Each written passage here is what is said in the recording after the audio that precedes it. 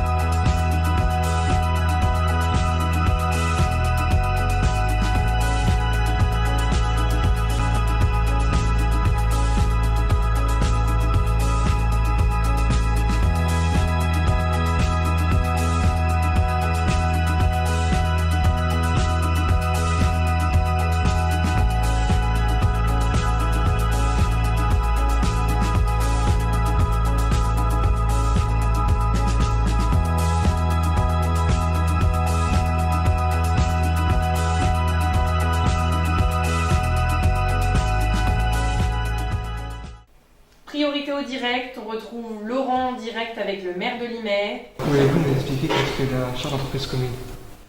La charte entreprise commune. Alors l'idée essentielle de cette charte, c'est de faire en sorte que la ville de l'IME et les entreprises s'engagent pour poursuivre le développement économique, pour créer des emplois et de faire en sorte que ce développement économique et ces créations d'emplois bénéficient en priorité aux jeunes liméens.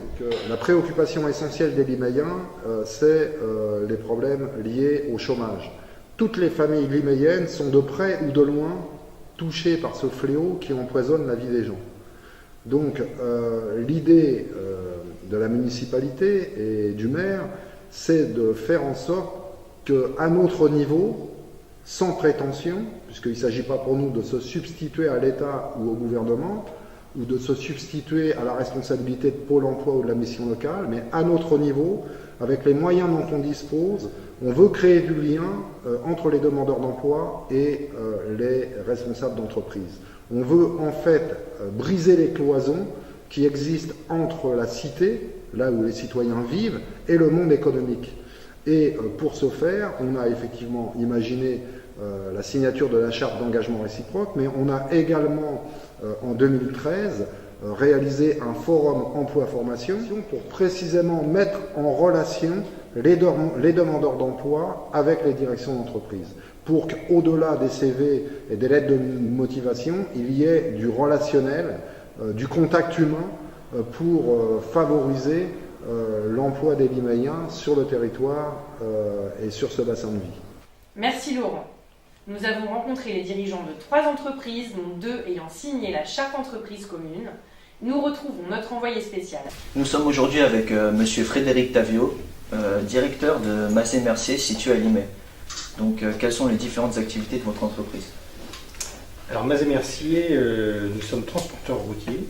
Nous sommes d'une part spécialisés dans le transport de matières dangereuses, tout ce qui est transport de produits cryogéniques, donc c'est les gaz de l'air, de produits hydrocarbures, tout ce qui est notamment le fioul domestique pour les particuliers, le gaz de pétrole, et après le reste de l'activité d'entreprise, c'est tout ce qui est transport de produits du bâtiment, en plateau, en benne, donc une activité travaux publics. On a une activité de stockage également, du stockage de produits sur palette dans un entrepôt. Et Mazet Mercier, on est également implanté sur Rouen et sur Nantes. Quels sont vos moyens mis en place pour le recrutement? Alors pour le recrutement, le recrutement le plus important chez Mazet Mercier, ce sont les conducteurs routiers, donc des conducteurs poids lourds et super lourds. Après, on recrute des gens au niveau de l'atelier, tous les mécaniciens poids lourds. Dans votre entreprise, est-ce que vous comptez des salariés liméens? Ah oui, beaucoup. On a énormément de gens qui viennent de Limay, puisque simplement nous sommes basés à Limay, donc on privilégie bien entendu les gens qui sont sur Limay, pour qui le poste est plus simple à pourvoir et qui sont à proximité de chez nous. On prend des jeunes en stage également. Dernièrement, nous avions une petite jeune fille qui est venue 3 semaines dans le cadre de sa formation bac professionnel. Y a-t-il des possibilités de formation au sein de votre entreprise? Alors bien entendu, d'une part, les formations de conduite. On paye des formations et on forme les gens sur nos activités avec notre service de formation interne. Et également, on met en place des formations externes pour des activités un peu plus compliquées, notamment l'activité des permis super lourds, des postes pour les caristes également, des formations spécifiques pour la conduite anticipée, pour la conduite économique, tout un tas de formations vraiment spécifiques à nos métiers. On a des formations vraiment particulières pour les mécaniciens poids lourds, spécifiques sur nos métiers, sur les véhicules, notamment chez Volvo. Les mécaniciens vont en formation chez Volvo. Vous avez signé récemment la charte d'entreprise commune.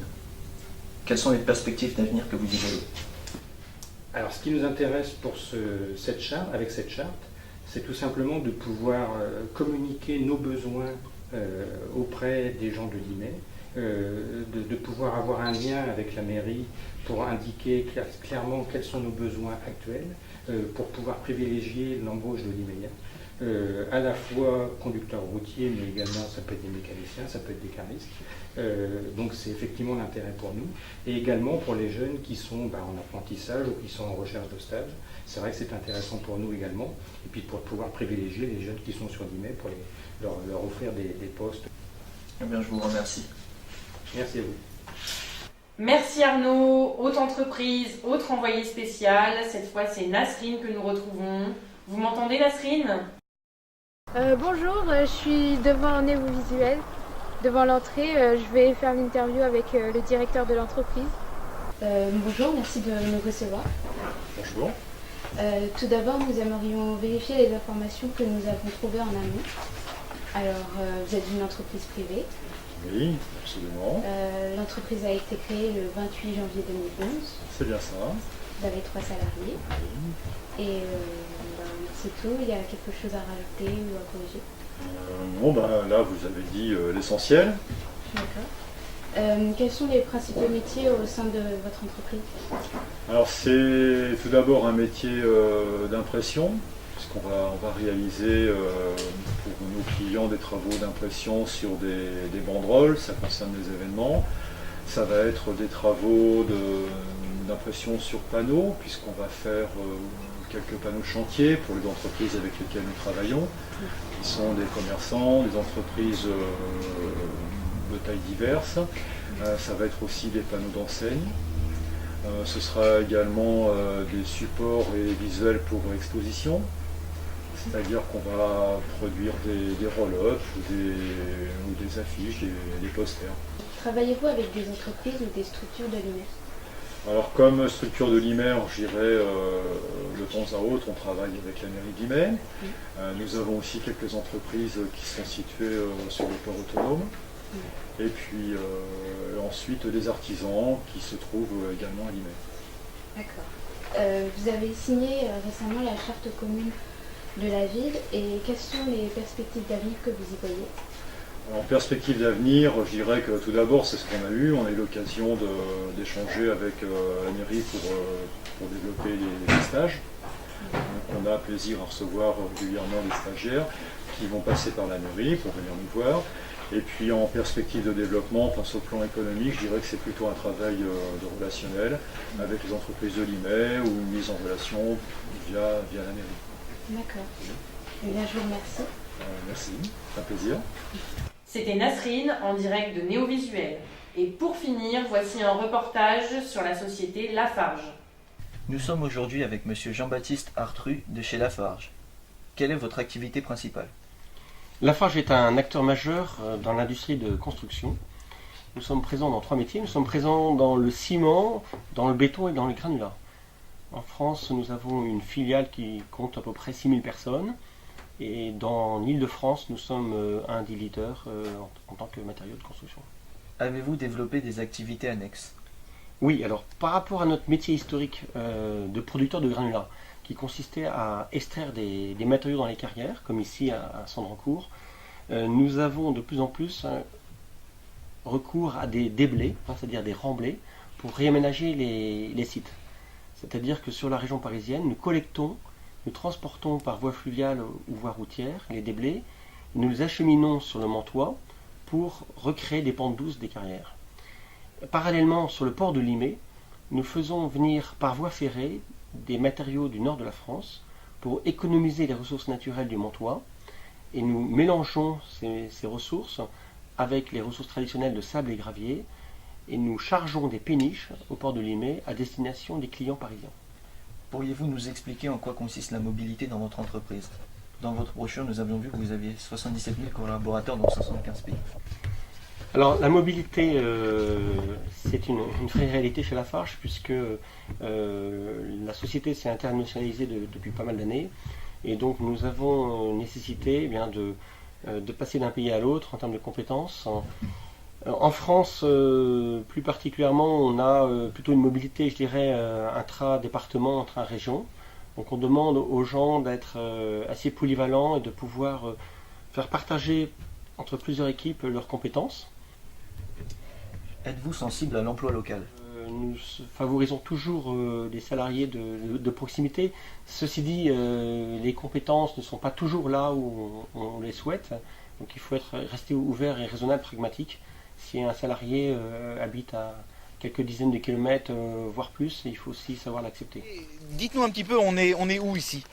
Alors là ici, on est sur le port de Lilon. Le port de Lilon, c'est une ancienne sablière qui date des années 60 et qui s'est poursuivie jusqu'en 1989.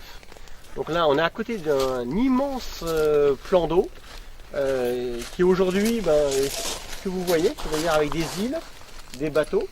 C'est un lieu de plaisance, c'est un lieu de promenade, c'est un lieu de pêche qui a ses amoureux.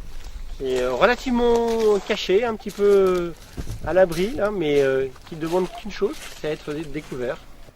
La charte entreprise commune a permis à des jeunes liméiens de concrétiser leurs projets professionnels.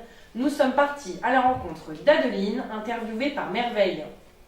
Merveille, vous m'entendez? Bonjour, je suis Rana, je suis devant ERDF pour interviewer Adeline, une jeune agent.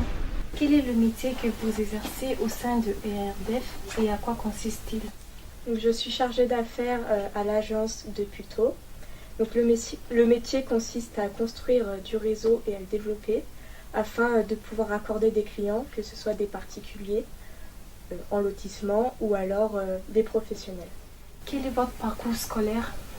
Donc, j'ai tout d'abord effectué un bac professionnel en électrotechnique, en alternance, et j'ai ensuite continué sur un BTS assistance technique d'ingénieur, toujours en alternance. Qu'est-ce que le projet Jeunes Liméiens vous a apporté par rapport à votre projet professionnel? Ça m'a permis de rencontrer des chargés d'affaires sur le site de Cergy qui m'ont parlé de leur métier, et ça m'a montré exactement ce qu'ils faisaient, et ça m'a permis d'être sûre sur mon choix professionnel. C'est la fin de ce journal. Merci de nous avoir suivis. Au revoir et à bientôt.